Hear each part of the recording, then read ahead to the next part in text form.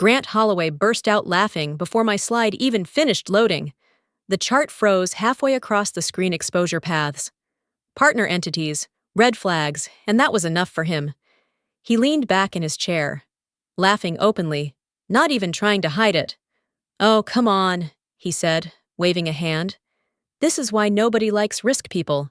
You turn every opportunity into a horror story." I hadn't said a word yet. He looked straight at me, still smiling. "If we listened to you, Thalia, this company would still be hiding under a desk. Fear management isn't leadership, it's career insurance." The room followed his lead. A few laughs. Someone cleared their throat. Leonard Price, our CFO, tilted his head and gave a small, knowing shake, like I'd just embarrassed myself in front of adults. Before I go on, I want to be clear, the story you're about to hear is a dramatized narrative. Some elements have been fictionalized, with the support of AI, to strengthen the educational impact and emotional clarity. If this kind of story isn't for you, it's completely okay to step away, get some rest, and take care of yourself. But if you're still here, thank you. I truly appreciate it. The slide behind me was simple. It warned that our new partner's offshore structure exposed us to regulatory review, frozen transactions, and automatic insurance exclusions if any investigations surfaced, if ignored. The downside wasn't theoretical, it meant clawbacks, suspended operations, and a board-level crisis inside a single quarter. As head of strategic risk and compliance, I am responsible for preventing disasters and keeping the system clean. But Grant Holloway hated that. He liked vision. He liked speed. He liked rooms that laughed when he did. So I didn't argue. I didn't defend myself. I didn't explain consequences to people who had already decided not to hear them. I closed my laptop. I nodded once. And after the meeting, I submitted the report through the internal risk system, fully documented, time-stamped, and archived that night. The system updated quietly, viewed by Grant Holloway, 9:47 p.m. I went to sleep, knowing he'd laughed first. I hope you're doing okay right now. Take a moment, sip some warm water, and settle in with me. Where are you listening from today? I always like knowing who's here with me. If these stories resonate with you, staying connected by subscribing truly means more than you think, because what happened next is where the silence started to matter.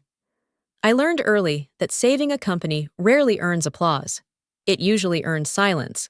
Long before Grant Holloway laughed me out of that meeting, I had quietly prevented 3 lawsuits, 2 regulatory penalties, and 1 insurance dispute that would have frozen our operating accounts. No press releases followed. No congratulations arrived. The company kept moving, and my work disappeared into the background. Exactly where risk was supposed to live. Grant was my opposite in every way. He loved rooms full of people, fast decisions, and stories that ended with growth charts. After the partner deal closed, my calendar began to empty. Invitations to strategy meetings vanished. Decisions were announced after the fact.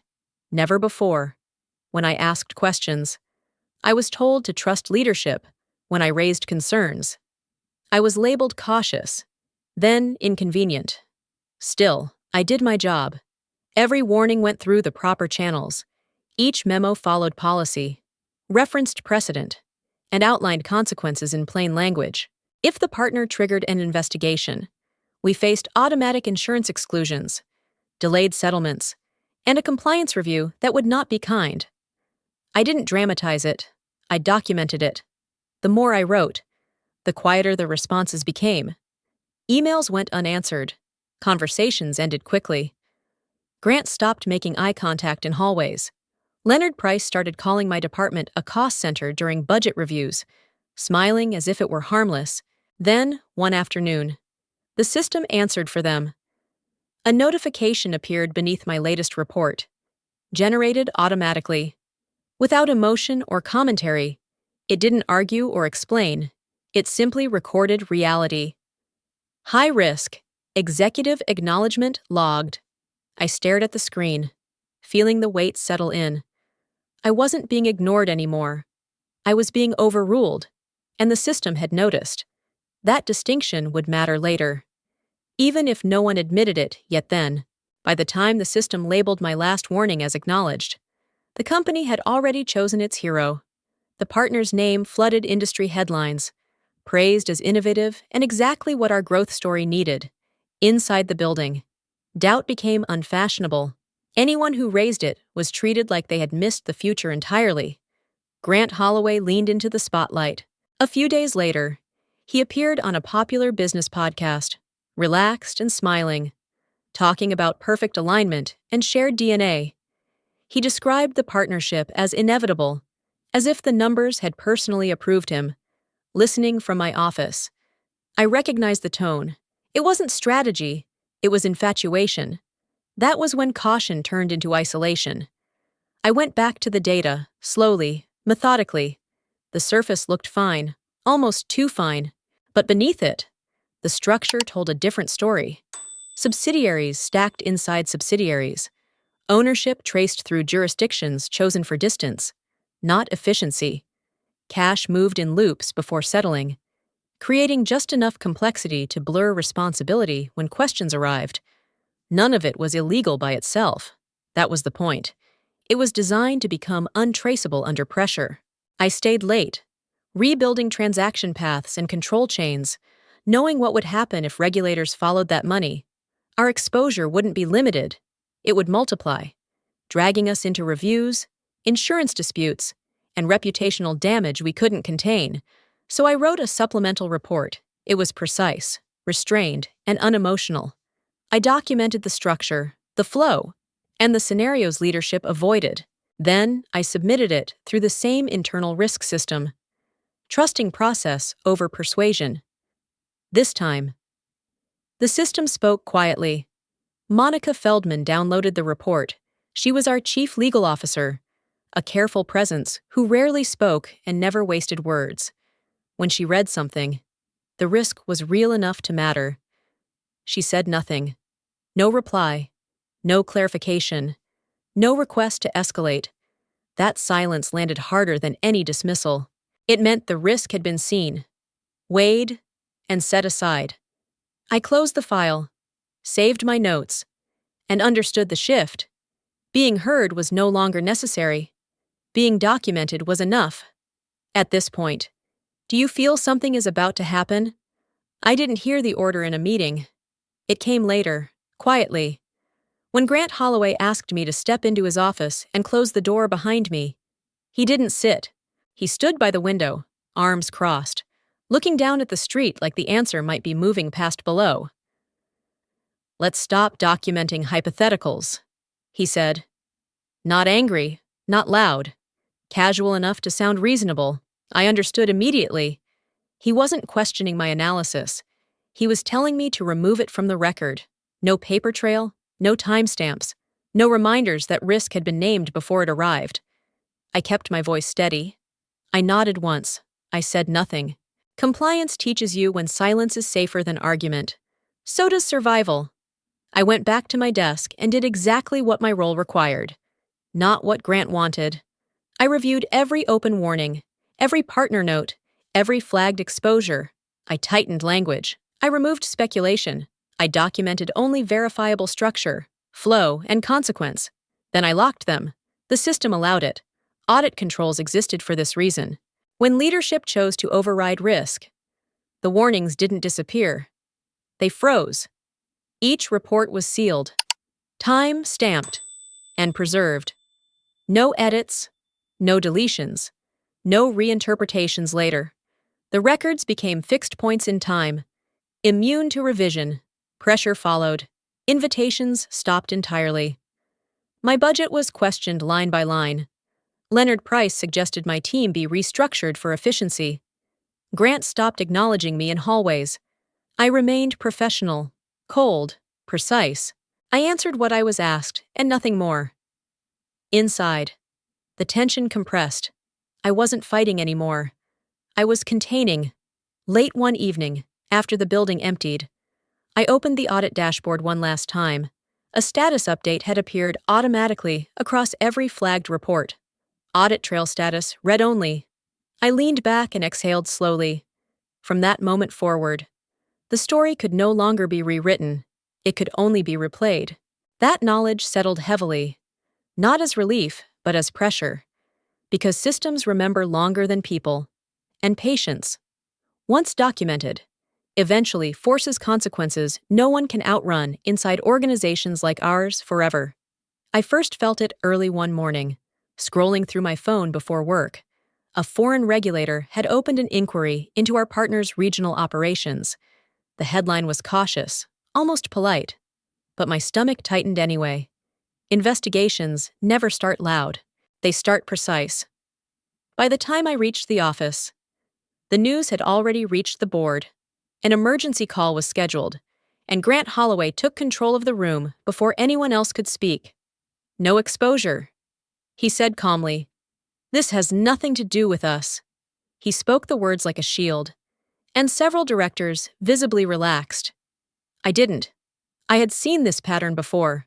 First, a localized probe, then document requests, then questions that traveled faster than assurances. I watched the stock ticker on my screen flicker down, then stabilize. A small dip, barely noticeable.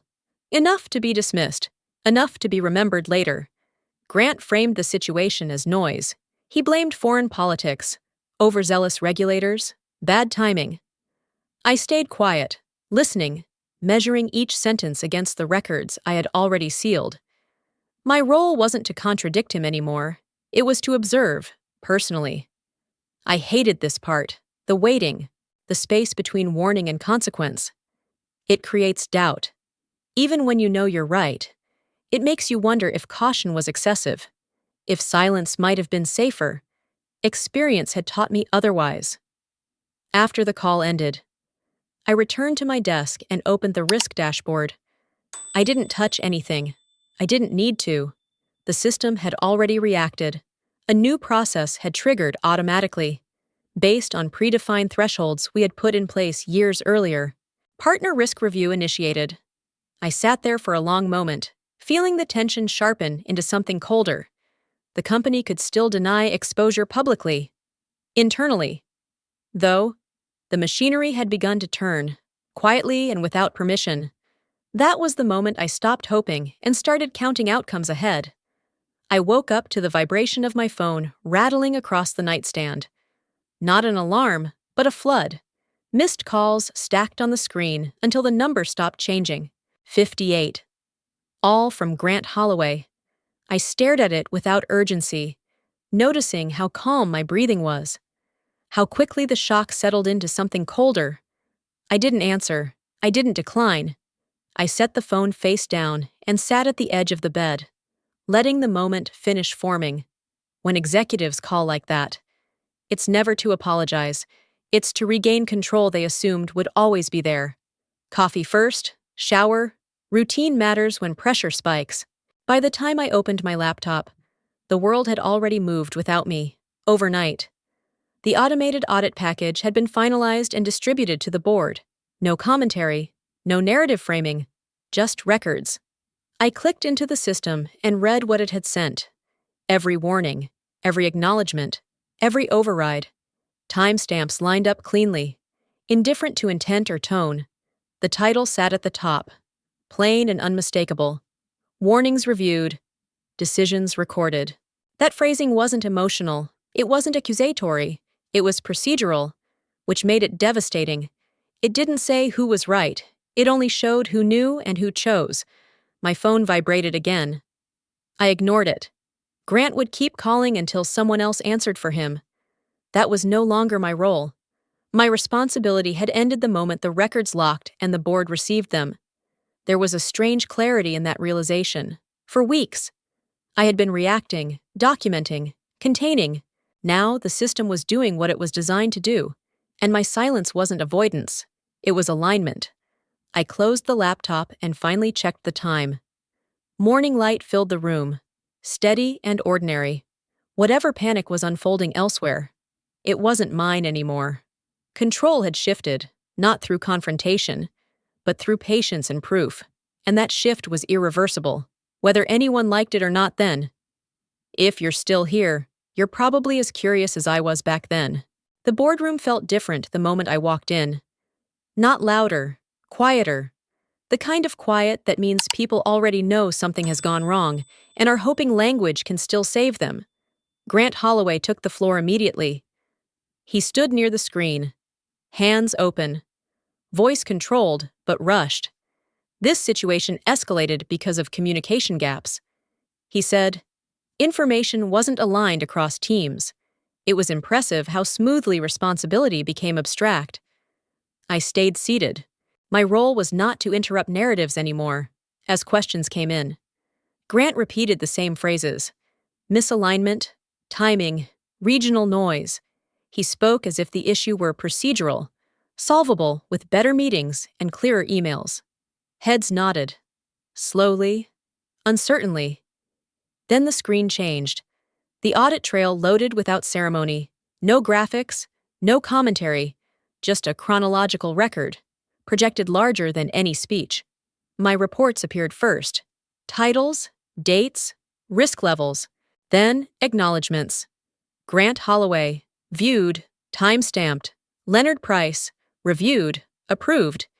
Each entry followed the next, precise and unarguable. The room leaned forward as names repeated. No one interrupted.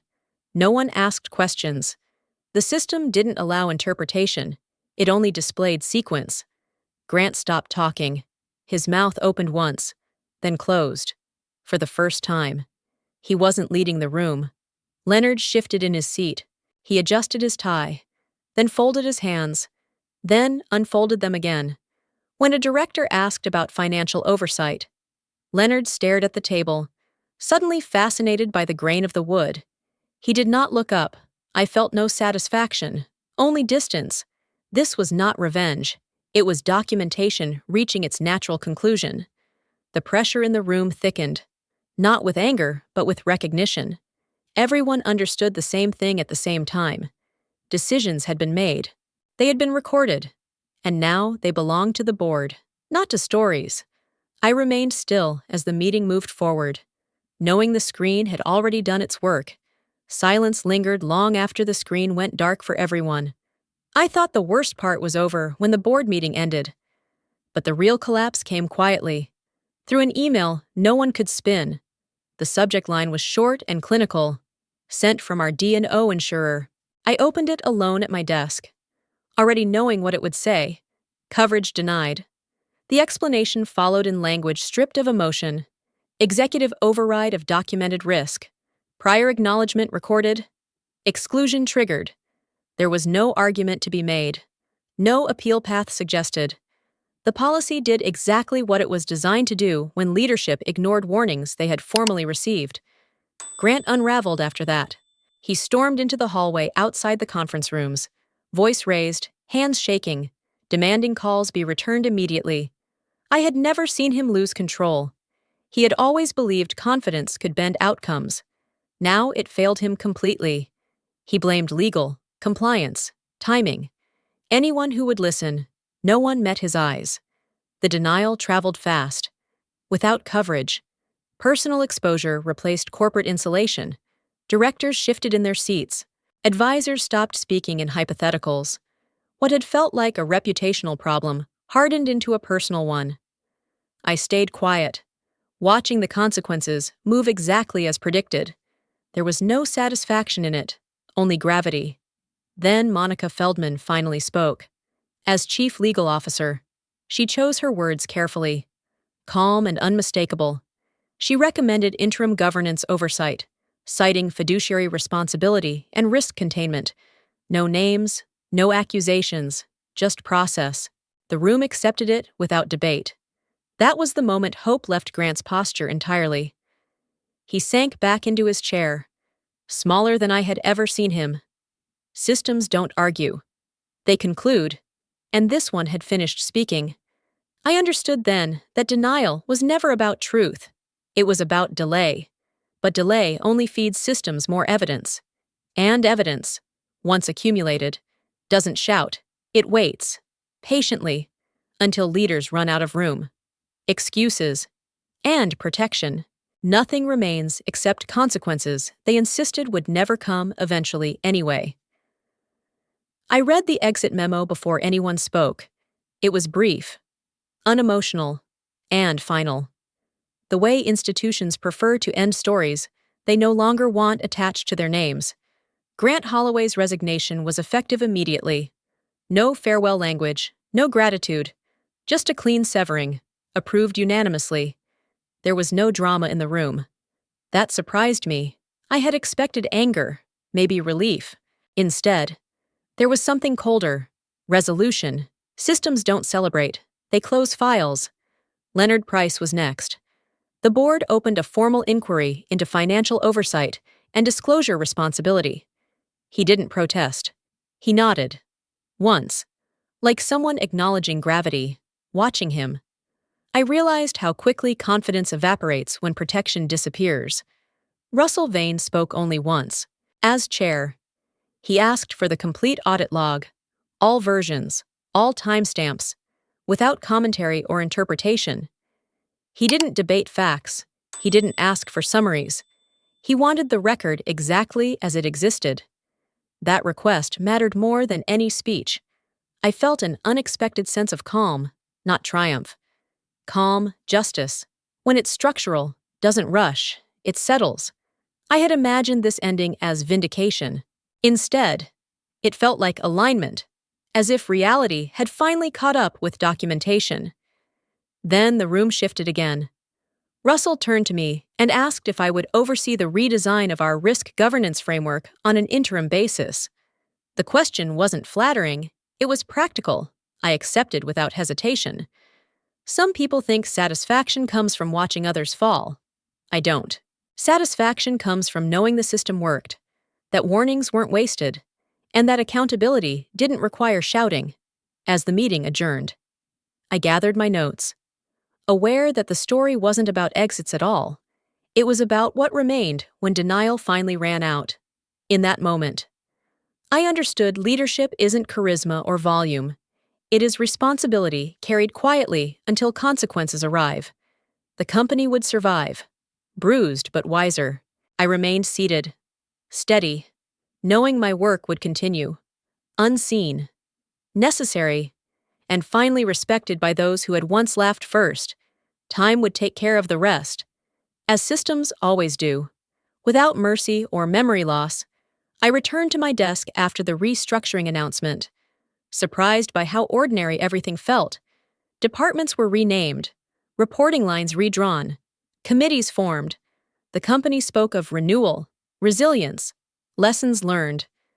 The media chose harsher words: leadership failure, strategic blindness. I read the articles once, then closed them. Public narratives fade faster than internal rules. What mattered was quieter. Meetings became shorter. Decisions slowed. Questions were documented before answers were approved. The building felt less loud, less performative. That change told me more than any headline. I resumed my work exactly where I had left it. Same desk, same system dashboards, same discipline. No one congratulated me. No one needed to. Risk was no longer a voice waiting to be ignored. It was a function embedded into how the company moved forward. There was no sense of victory, only balance. Justice. I've learned, rarely arrives with applause. It arrives with structure, with accountability that doesn't require memory or goodwill. The people who laughed had moved on. The records remained. Late that afternoon, a policy update appeared in my inbox. No announcement, no commentary, just a finalized directive. Approved at board level. All risk warnings require board-level review. I read it twice, then archived the message. The rule didn't mention my name. It didn't need to. It existed because of everything that had already happened. As the office lights dimmed, I shut down my computer and stood up calmly. The system was aligned now. That was the victory. Quiet, durable, and impossible to reverse. I walked out knowing tomorrow would look boring to outsiders, and that boredom meant stability, accountability, and a future no one could laugh away again quietly thereafter. Listening back to this story, I'm reminded that integrity rarely feels powerful in the moment. Most of the time, it feels lonely, slow, and deeply uncomfortable. But systems remember what people try to forget. When you do the right thing quietly, consistently, and without drama. You're not losing ground, you're laying it. That's the lesson that stayed with me long after the noise faded. I'm curious how this story landed for you. Did it make you tense, calm, angry, or quietly relieved? Which moment stayed with you the longest, the laugh, the silence, or the line that finally locked everything in place? Where are you listening from today, if this story resonated? I'd love for you to leave a comment and share your thoughts. A like or a share helps these stories reach others who might need them. And if you want to stay with me for more stories like this, subscribing is the easiest way to keep listening together.